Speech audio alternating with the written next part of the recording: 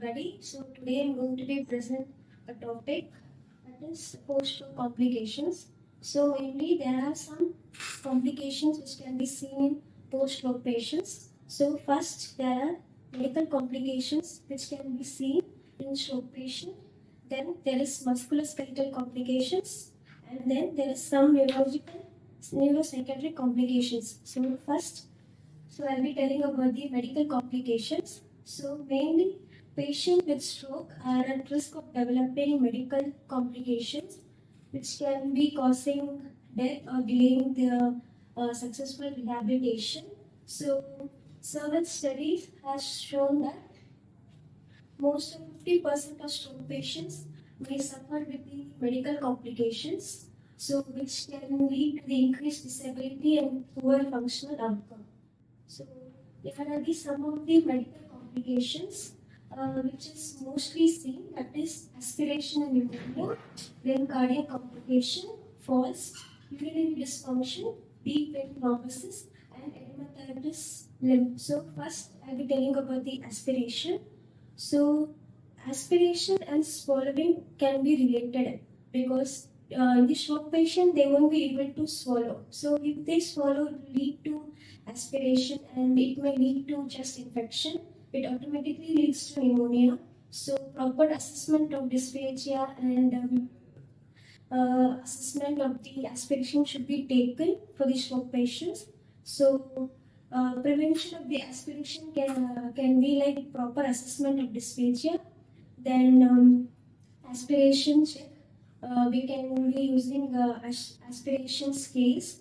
Then proper suctioning of the patient, positioning of the patient, then dietary modifications, and dental and oral hygiene. So preventing this can prevent the aspiration and pneumonia.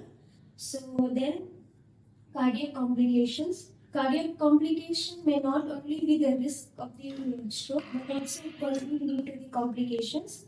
So cardiac arrhythmias are the most common cause which can lead to the cardiac death. Then myocardial infarction, then congestive heart failures. So these complications can be seen in patients. So first we have to identify the high risk patients. Then proper medications and prevention can be given for such patients. Then the third complication may be falls. So falls may be seen over 46% of the patient during the hospital stay. Maybe at least once during the recovery, falls can be seen. Falls can be prevented by proper assessment of the balance by using work balance scale. So proper assessment of the patient and proper handling or using assistive device can reduce the prevention of the falls. So to prevent fall or if the patient is we can use some heat protectors or support of two patients. We can handle the patients. So preventing falls is important. Then urinary dysfunction.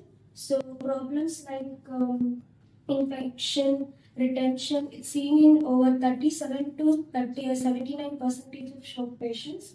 So proper handling of the patient and using of the catheter is important. Then other complication is DVT.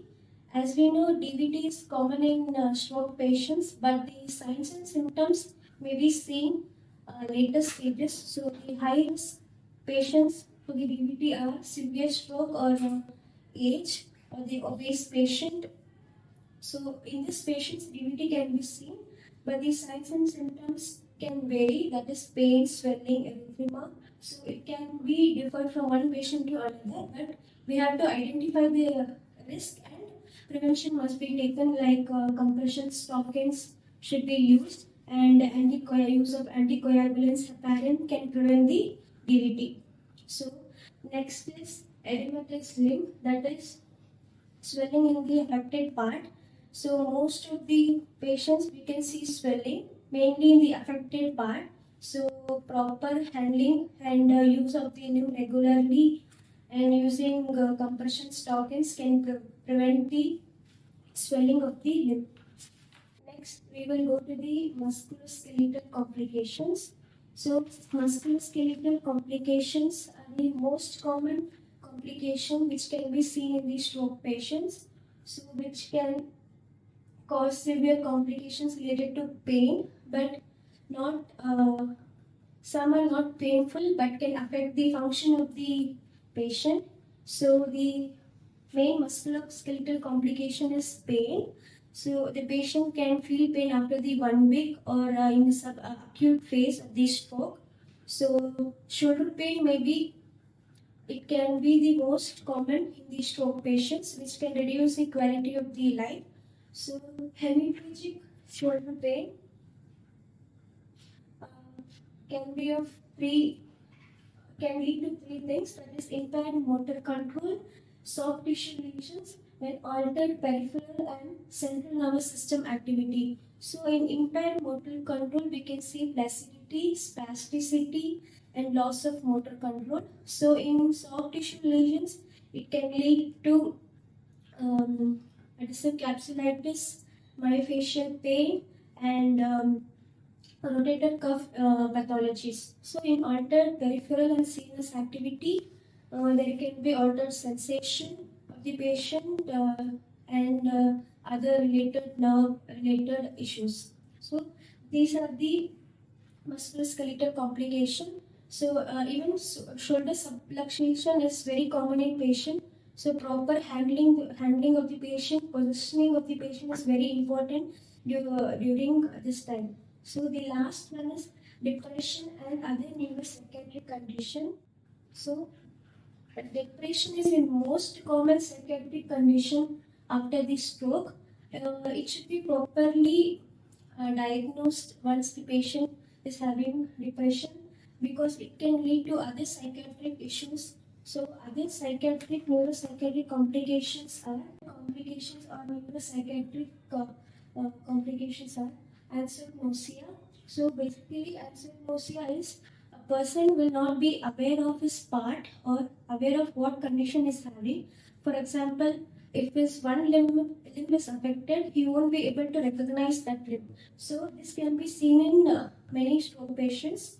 Then other is anxiety. So anxiety may be seen less than depression. So it is not more than depression. So it is seen over 20% of the stroke patients. Then mania. Mania is mostly the rare condition. So it is the feeling of very excited or changes in the mood of the patient. So the patient will feel very excited or very violent for some period of time. Then psychosis. Psychosis with hallucination can be seen. So psychosis is also very uncommon in stroke patients. Then aggression.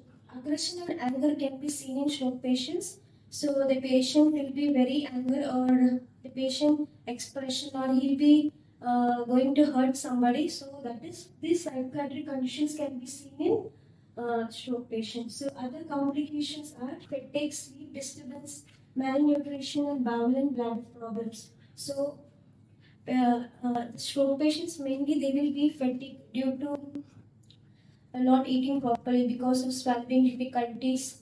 Then basically it will lead to malnutrition. So proper dietary modification, then proper oral care, proper assessment, and proper and giving prevention for the patient. It is important. So these are the complications which can be seen in the post-stroke conditions. Thank you.